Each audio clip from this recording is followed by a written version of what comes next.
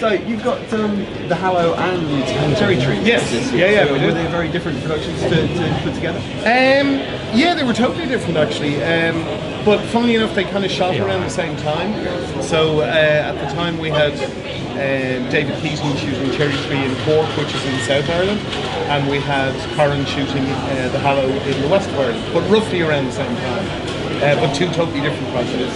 So how do you choose your projects? How do they come together? Well, I think the thing about us is that we focus on genre. We always have, it's what we do. So that's quite liberating actually, because we get sent a lot of different types of scripts. People who obviously don't check out who we are, and they send us romantic comedies and stuff, and we go, that's great.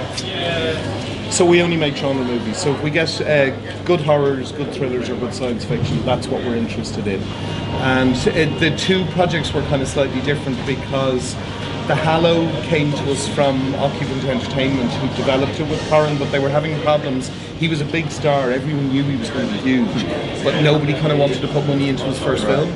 So they came with a film that was like 2/3 funded, and we brought the other third to it as co-producers. So that's how that happened. And then Cherry Tree was my business partner, Brendan McCarthy, is a writer. He wrote a film called Wakewood, which David had directed, and he wrote Cherry Tree as well. He wrote Let Us Pray, that was one of yours as well.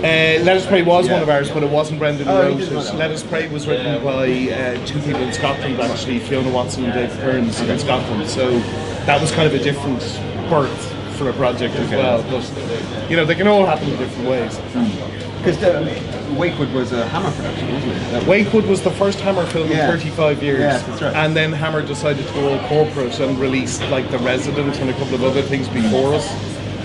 It wouldn't have been my decision. Certainly people like Mark Kermode kind of felt that Wakewood was what Hammer should be. We used to joke when we were making it that we felt more Hammer than Hammer, because we kind of think Wakewood is exactly the kind of film that Hammer should be doing.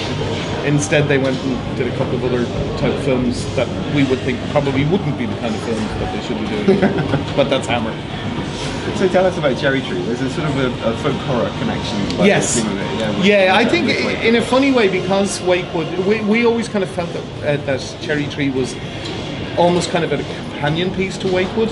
And you know, they're set in a small town in Ireland, and both using kind of mythology elements to them. You know, so it's kind of a similar territory. It's about a family and children and all of that kind of thing. So there's a few bits in common, but thematically it's shifted slightly insofar as we brought in the occult a bit more in Cherry Tree. So there's that, and we started off initially doing spiders and stuff, and then kind of felt, now we've seen them before. So we have what we think is pretty unique, which is centipedes. Right. You know, so there's lots of centipedes in Cherry Tree. And witches, right? Centipedes and witches. Yeah, I think that's very much it. Yeah, definitely. Centipedes and witches.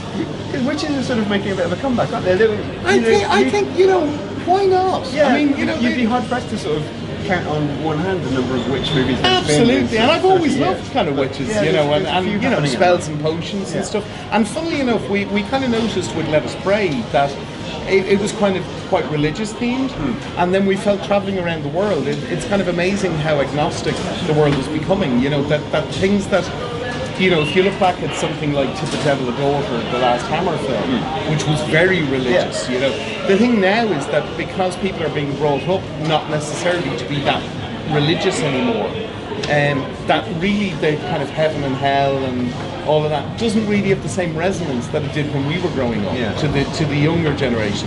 So that's why we thought it'd be a bit of fun to bring the witches back. So and we have a bit of fun with the witches, which is always good.